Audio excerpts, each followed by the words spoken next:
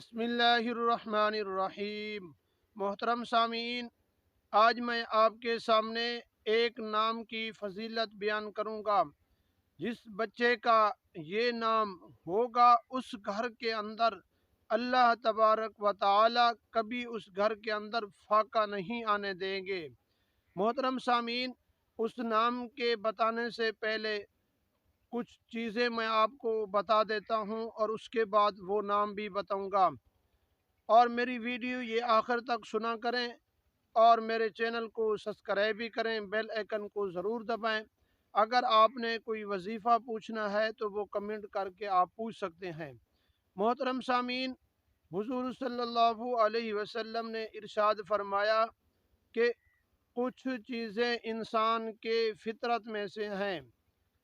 پہلی یہ ہے کہ کلی کرنا، ناک میں پانی چڑھانا، مسواک کرنا، مونچھیں کٹوانا، بغل کے بال کاٹنا اور زیر ناف بال صاف کرنا، ناخن یہ کٹوانا، یہ انسان کی فطرت میں سے ہیں۔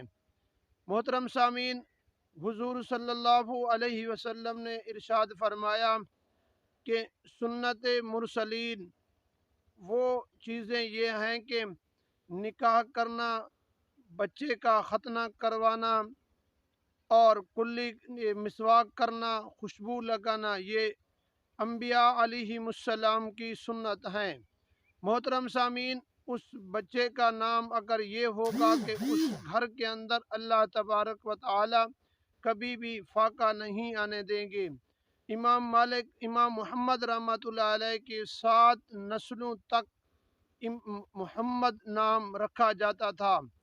جس بچے کا نام محمد ہوگا اس گھر کے اندر اللہ تبارک و تعالی کبھی فاقہ نہیں آنے دیں گے۔ محترم سامعین، یہ حضور صلی اللہ علیہ وسلم کے نام کی نسبت کی وجہ سے ہے۔ اگر آپ نام یہ نہ رکھنا چاہتے ہیں تو محمد بھی رکھ سکتے ہیں اور احمد بھی رکھ سکتے ہیں۔